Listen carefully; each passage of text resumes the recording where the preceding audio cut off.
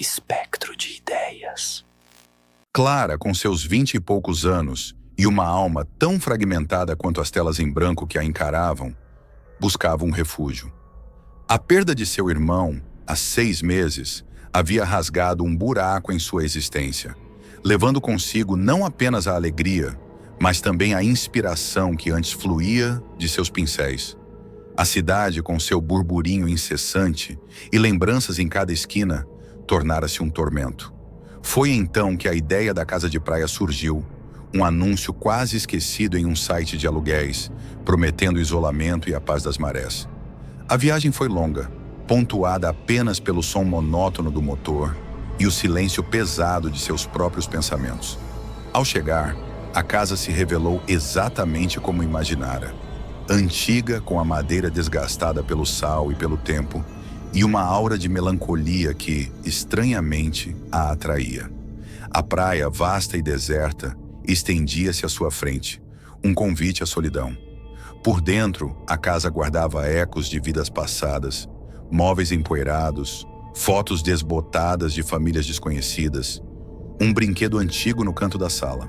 Clara sentiu um arrepio, mas o atribuiu ao cansaço. Na primeira noite, enquanto o vento uivava lá fora, um rangido alto vindo do andar de cima a fez sobressaltar. Segundos depois, uma porta no corredor do andar de baixo bateu com força. Clara prendeu a respiração, o coração acelerado. É só a casa assentando, murmurou para si mesma, tentando convencer-se de que o som do oceano, que antes parecia um acalanto, agora sussurrava segredos antigos. A sensação de ser observada, um leve formigamento na nuca, foi rapidamente descartada como paranoia. Afinal, ela estava sozinha, ou assim pensava. Os dias seguintes foram um borrão de tentativas frustradas de Clara em retomar sua arte. A tela em branco parecia zombar dela, e cada pincelada era um esforço doloroso. A casa, antes um refúgio, agora parecia conspirar contra sua paz. Os rangidos se tornaram mais frequentes, não mais atribuíveis ao vento, mas a uma presença invisível que se movia pelos cômodos. Clara jurava ouvir sussurros, como o som das ondas quebrando na praia, mas que pareciam carregar palavras indistintas, chamando seu nome ou lamentando algo que ela não conseguia decifrar. À noite, as sombras dançavam no canto de seus olhos, figuras efêmeras que desapareciam assim que ela tentava focar. Objetos mudavam de lugar. Um livro que ela havia deixado na mesa de cabeceira aparecia na sala. Uma xícara de chá vazia surgia na pia da cozinha, sem que ela se lembrasse de tê-la levado para lá. A solidão que antes buscava, agora se transformava em um peso opressor, amplificando cada ruído, cada sombra. Ela se pegava conversando sozinha, tentando dar sentido ao inexplicável, ou repreendendo-se por sua crescente paranoia. É o luto, dizia a si mesma, a voz rouca no silêncio da casa. É o estresse, a falta de sono. Mas no fundo, uma semente de dúvida começava a germinar. A casa não era apenas antiga, ela parecia viva, respirando e observando. E suas perturbações não eram meras coincidências. Elas eram um convite, um chamado para algo que estava além de sua compreensão. Algo que as marés traziam e levavam, mas que permanecia ecoando nas paredes daquele lugar isolado. As manifestações não eram mais meros ruídos ou sombras fugazes. Elas se tornaram uma presença constante, quase palpável. Clara começou a ouvir vozes que pareciam vir de dentro das paredes, sussurros que se misturavam ao som das ondas, formando frases desconexas, mas que, de alguma forma, ressoavam com a sua própria dor.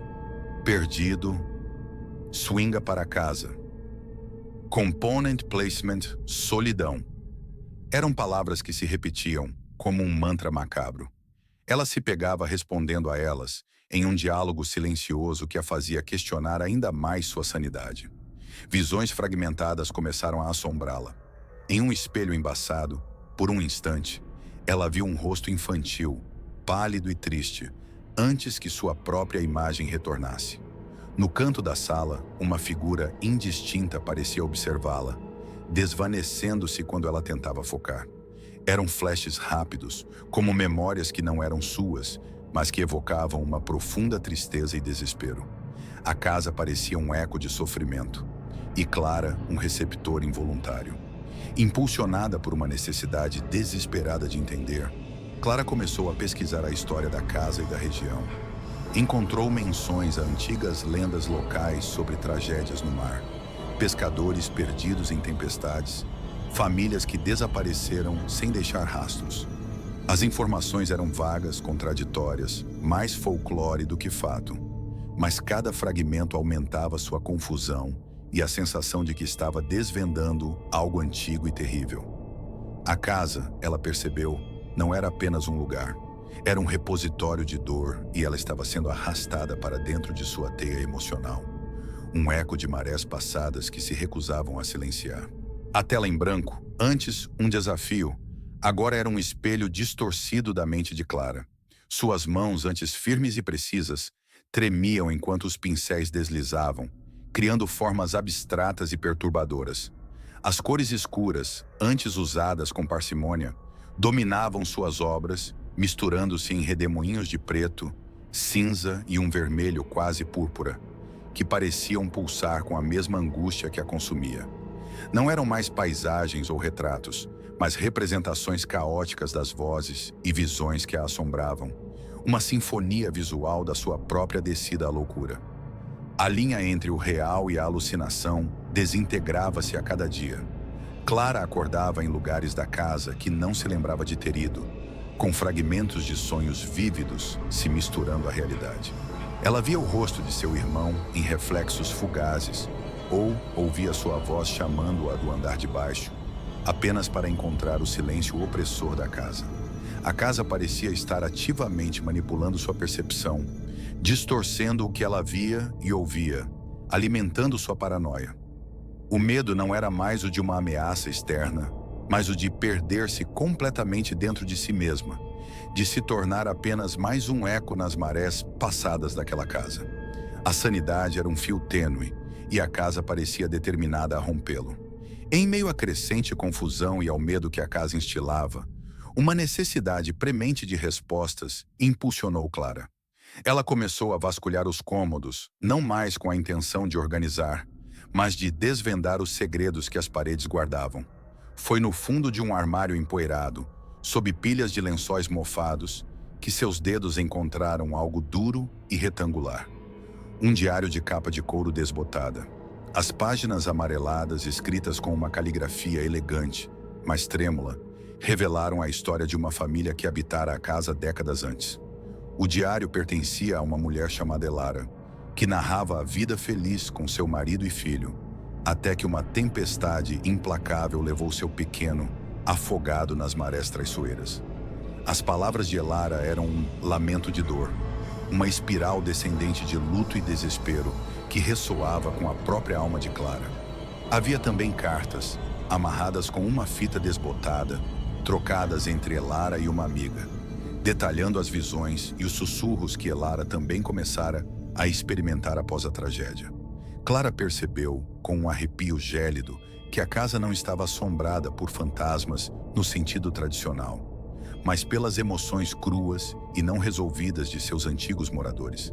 A casa era um receptáculo de dor, e ela, Clara, estava sendo arrastada para dentro dessa teia emocional, um eco de sofrimento que se recusava a se dissipar com o tempo.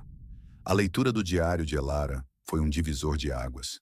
Clara não apenas compreendeu a natureza da casa, mas sentiu a teia emocional que a prendia, uma rede invisível tecida com a dor e o desespero de todos que ali haviam sofrido. A casa não era assombrada por fantasmas, mas por sentimentos, e ela, Clara, estava sendo sugada para dentro dessa correnteza de luto. As manifestações, antes sutis e ambíguas, tornaram-se mais claras, mas também mais aterrorizantes. Os sussurros agora formavam frases completas, vozes que se misturavam, lamentando perdas e ecoando a própria dor de Clara. Ela via vultos mais definidos, figuras sombrias que pareciam observá-la com uma tristeza profunda, como se compartilhassem seu fardo. Clara tentou resistir, tentou se desvencilhar da influência opressora da casa.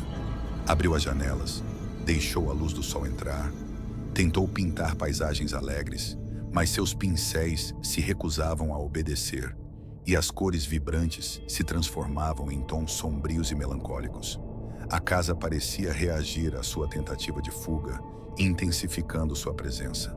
Portas batiam com violência, objetos caíam das prateleiras, e o vento lá fora começou a uivar, não mais como um lamento distante, mas como um grito furioso, refletindo a tempestade que se formava em sua própria mente. A casa estava se alimentando de sua dor, e Clara percebeu com um arrepio gélido que ela não queria apenas assustá-la. Queria consumi-la, torná-la parte de seu ciclo eterno de luto. A tempestade, que antes era apenas um presságio, agora rugia lá fora, um reflexo violento da tormenta que consumia Clara. O vento uivava como um coro de almas perdidas, e as ondas se chocavam contra a costa com uma fúria ensurdecedora. Dentro da casa, o caos era total. Portas batiam com violência, janelas rangiam como se fossem se estilhaçar, e objetos caíam das prateleiras, quebrando-se em 1000 pedaços. Os sussurros se transformaram em gritos.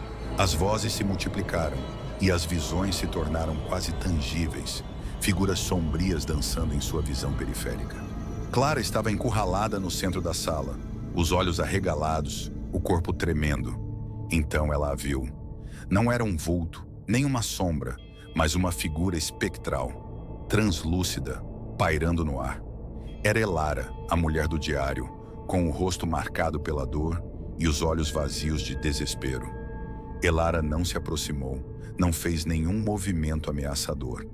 Apenas a observava com uma tristeza profunda, como se estivesse presa em um loop eterno de sofrimento. Clara percebeu que aquela figura não queria machucá-la fisicamente, mas sim arrastá-la para o mesmo abismo de luto e desespero. A casa, com sua fúria, tentava forçá-la a aceitar a dor, a se tornar parte de seu ciclo de luto. Era um confronto puramente psicológico, uma batalha pela sua mente e alma, onde a única arma era a sua própria sanidade.